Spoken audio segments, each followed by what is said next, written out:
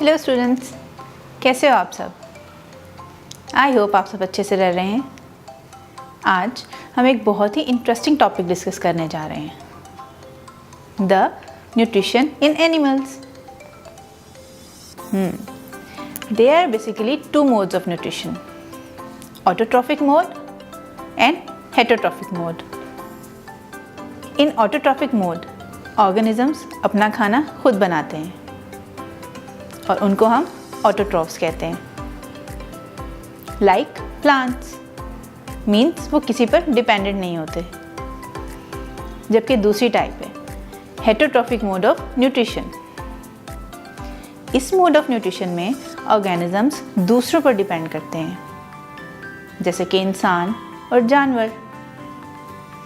ये अपना खाना खुद नहीं बना सकते, तो इनको दूसरे सोर्स पे डिपेंड करना होता है। क्या आप बता सकते हैं कि एनिमल्स फूड के लिए किन सोर्सेज पे डिपेंड करते हैं?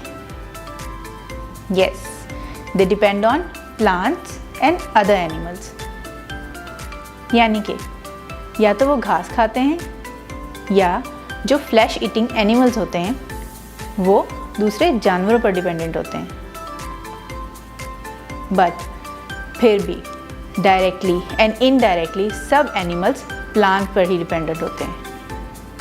Like if lion eats any grass eating animal, then वो ग्रास ईटिंग एनिमल भी तो अल्टीमेटली प्लांट्स पर ही डिपेंडेंट है। अगर वो प्लांट्स नहीं खाएगा तो वो सरवाइव नहीं कर सकता, एंड देन शेर भी उसको नहीं खा पाएगा। So all animals are directly and indirectly dependent on plants. Now we will discuss about the nutrition of animals. क्या आपने कभी नोटिस किया है कि एक गाय हर टाइम च्यू कर रही होती है, इवन अगर वो कुछ खा भी नहीं रही होती?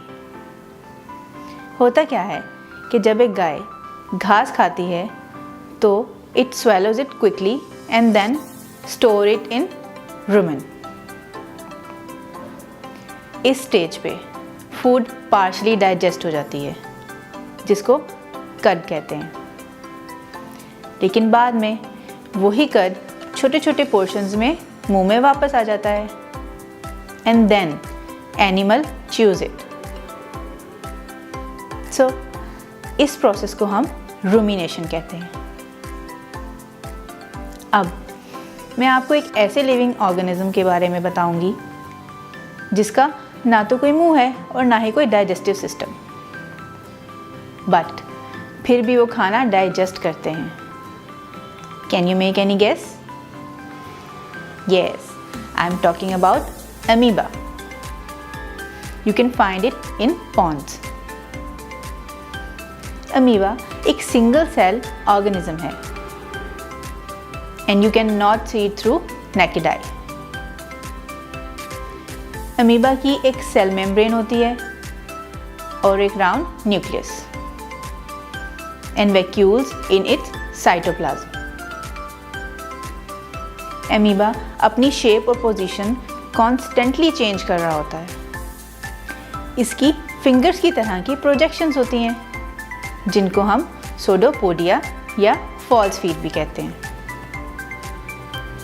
अमीबा बेसिकली माइक्रोस्कोपिक ऑर्गेनिजम्स को एज ए फूड इनटेक करता है। जैसे ही ये फूड कंज्यूम करता है तो वो अमीबा के फूड वैक्यूल में ट्रैप हो जाती है, और फिर digestive juices in amoeba act on the food. यानी कि वो खाने को छोटे छोटे पार्टिकल्स में डिवाइड कर देते हैं, and in the end undigested food vacuole के थ्रू बॉडी से बाहर रिलीज हो जाती है। तो इस तरह से एनिमल्स अपना खाना डाइजेस्ट करते हैं। So I hope you got this concept well. See you in my next video. Till then, take care and Allah Hafiz।